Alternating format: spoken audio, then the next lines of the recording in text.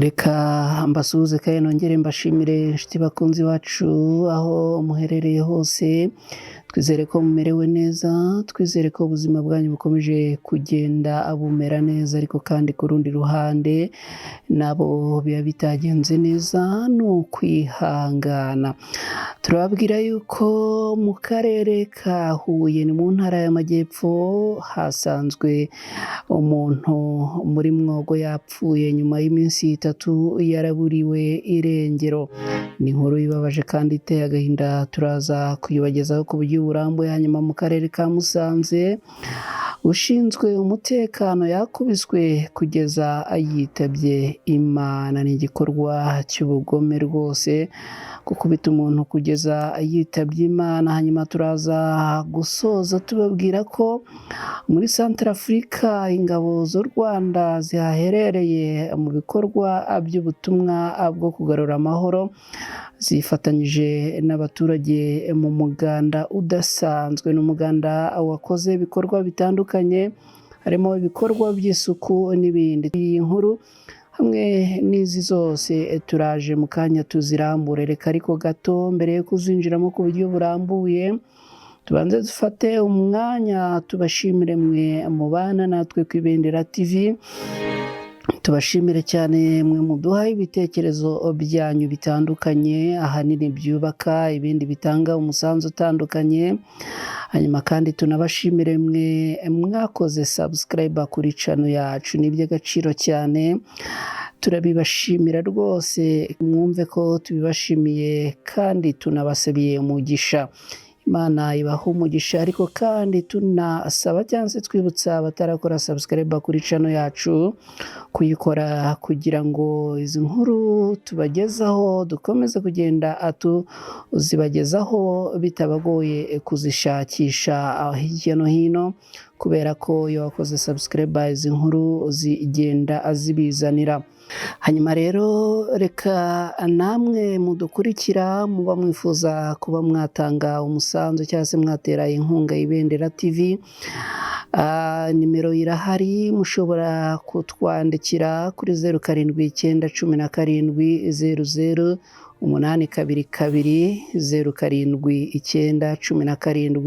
0717000822. Iyi nimero kandi uramutse ushaka gutanga ubutumwa cyangwa se inkunga y'amafaranga ushobora kuyoherezaho, ni ya Ibendera TV.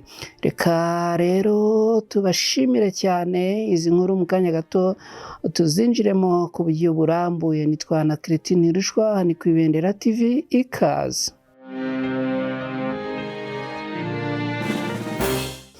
Mu karere ka Huye ni mu ntara y'Amajyepfo, umuntu yasanzwe muri Mwogo yapfuye nyuma y'iminsi 3 yaraburiwe irengero. Ngarambe Joseph w'imyaka 34 wari uzwi nka Ngarambe w'Inyaruhombo wo mu kagari ka Nyaruhombo mu murenge wa Rwaniro mu karere ka Huye mu ntara y'Amajyepfo, yasanzwe mu mugezi wa Mwogo yapfuye amaze iminsi 3 yose yaraburiwe irengero. Amakuru y'urupfu rwa nyakwigendera yamenyekanye kuri uyu wa 8 Ugushyingo muri uyu mwaka 2024, aho bivugwa ko yavuye mu rugo yagiye kuroba amafi nk'akazi yari asanzwe akora bihoraho, ariko ntiyaza kugaruka mu rugo. Wari umugore we Mujawayezu Tirifine yavuze ko umugabo we yavuye mu rugo mu saa 3 z'ijoro agiye kuroba. Uyu yagize ati, yagiye kuwa mbere nijoro saa 3 nzi ko agiye kuroba, ntegereza ko umugabo yazagaruka ndaheba. Twarashakishije ahantu hose turamubura. Twamubonye kuwa 5 aho yari yahagamye mu mazi y'umugezi wa Mwogo. Abaturanyi ba hafi ba nyakwigendera bavuze ko batiyumvisha urupfu rwe. Yakundaga guhamagara kuri radiyo zo mu ntara y'Amajyepfo cyane nka radiyo y'abaturage ya Huye RC Huye, radiyo Sarusi, adasize n'izindi z'i Kigali. Umuvugizi wa polisi y'u Rwanda mu ntara y'Amajyepfo SP Emmanuel Habiyaremye yatangaje iby'uru rupfu rwa Ngarambe avuga ko koko umurambo we wabonetse mu mazi umazemo iminsi. Agira ati umurambo wahawe umuryango we ujya gushyingurwa, iperereza rikaba rikomeje ngo hamenyekane icyihishe nyuma y'uru rupfu rw'uyu warohamye. SP Habiyaremye yakomeje asaba abaturage ko bakwiye kwirinda kuvogera imigezi mu bihe by'imvura nk'iy'umuhindo kuko nayo ari kimwe mu bitwara ubuzima bw'abantu. Andi makuru yamenyekanye ngo nuko nyakwigendera mbere yo kurohama yasize umusozi umuhoro n'inkweto zo mu bwoko bwa bote yari yambaye akabona kujya mu mazi. Nyakwigendera yashyinguwe kuri uyu wa 9 Ugushyingo muri uyu mwaka w'2024 aho yavukaga i Nyaruhombo, akaba asize umugore n'abana 2. Nta kindi twavuga ni uko mwifuriza iruhuko ridashira, ariko ku rundi ruhande tukabwira abo mu muryango we kwihangana. Ni inkuru ibabaje kandi mu by'ukuri ikomeye, ariko birumvikana ni ukwihangana nta kindi twarenzaho. Hanyuma twihuse mu yindi nkuru turababwira ko mu karere ka Musanze ushinzwe umutekano yakubiswe kugeza ashizemo umwuka cyangwa se yitabye Imana. Umugabo witwa Nahayo Kazimiri wari ushinzwe umutekano mu mudugudu wa Gashangiro mu kagari ka Kabeza mu murenge wa Cyuve mu karere ka Musanze yatoraguwe ku muhanda yapfuye, aho bivugwa ko yazize gukubitwa. Amakuru y'urupfu rw'uyu mugabo yamenyekanye mu rukerera rwo kuri uyu wa 9 Ugushyingo muri uyu mwaka w'2024 ubwo abaturage bamusangaga yajugunywe ku muhanda yitabye Imana. Nahayo yari kumwe na mugenzi we nawe wakubiswe akagirwa intere, ariko we ntapfe. Uwapfuye n'uwasanzwe ari intere bivugwa ko bakubiswe mu ijoro ryo ku wa 9 Ugushyingo muri uyu mwaka w'2024. Bivugwa kandi ko bakubitiwe mu mudugudu wa Amarantima mu kagari ka Rwebeya mu murenge wa Cyuve ahazwi nka Nyarubande. Yamaze kwicwa, abakoze ibyo baramuterura bajya kumurambika hakurya y'umuhanda, ni mu murenge wa Muhoza mu karere ka Musanze. Umunyamabanga nshingwabikorwa w'umurenge wa Cyuve Karima Augustin yavuze ko hari abamaze gutabwa muri yombi ndetse bashyikirizwa inzego z'umutekano, kandi ko iperereza rikiri gukorwa kugira ngo ababigizemo uruhare bose babiryozwe.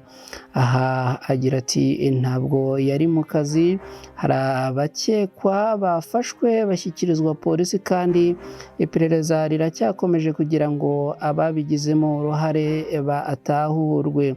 Karimba yatanze ubutumwa bwo gusaba abaturage kwirinda amakimbirane igihe yabaye, bakegera inzego zikabakiranura. Ikindi kandi ngo nuko abaturage bagomba kujya batabara uri mu kaga mu gihe bamubonye. Itegeko riteganya ko icyaha cyo gukubita no gukomeretsa gihanishwa igifungo kiri hagati y'imyaka 3 n'5 n'ihazabu y'amafaranga y'u Rwanda atari munsi y'ibihumbi 500, ariko atarenze miliyoni 1 y'amafaranga y'u Rwanda. Mu mwaka w'2023 raporo y'ibikorwa by'urwego rw'ubucamanza mu Rwanda yerekana ibyakozwe yerekanye ko mu byaha by'inshinjabyaha icyo gukubita no gukomeretsa aricyo cyiganje mu nkiko z'u Rwanda. Raporo y'ubucamanza igaragaza ko umwaka ushize w'ubucamanza warangiranye na Kamena mu mwaka w'2023 hakiriwe dosiye 18,716, agize 25% by'ayakurikiranwe akaba yarimo abantu 28,000 n'abantu 333.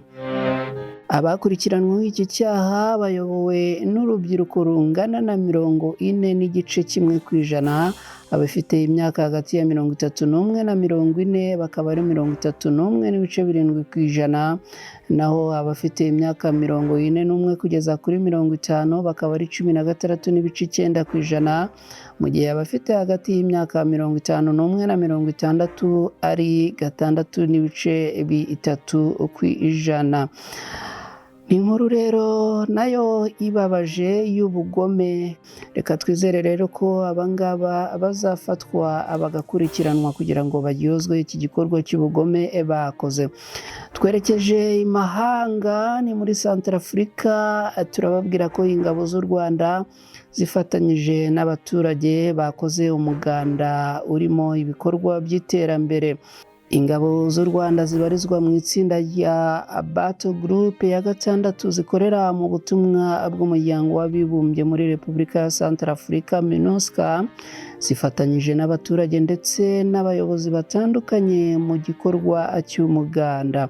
Ni igikorwa cyabaye kuri uyu wa gatandatu tariki 9 Ugushyingo muri uyu mwaka w'2024 mu rwego rwo gukangurira abaturage kugira isuku yo soko y'ubuzima bwiza bw'abatuye mu mujyi wa Buea no mu bice biwegereye muri perefegitura ya Haut-Koto.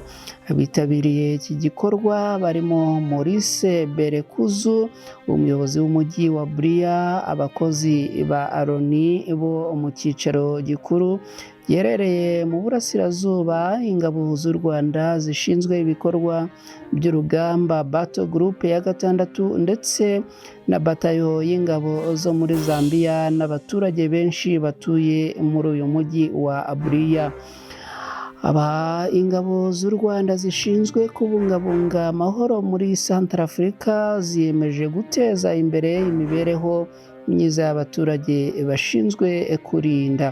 Itsinda ry'ingabo z'u Rwanda rya Battle Group 6 ryoherejwe muri Centrafrica mu Kuboza mu mwaka w'2023, rikaba riherereye mu burasirazuba bw'iki gihugu mu rwego rwo gutanga umusanzu mu kubungabunga umutekano mu turere twa Buea, Samu, Uwanja na Uda, akaba ari uduce two muri iki gihugu cya Centrafrica.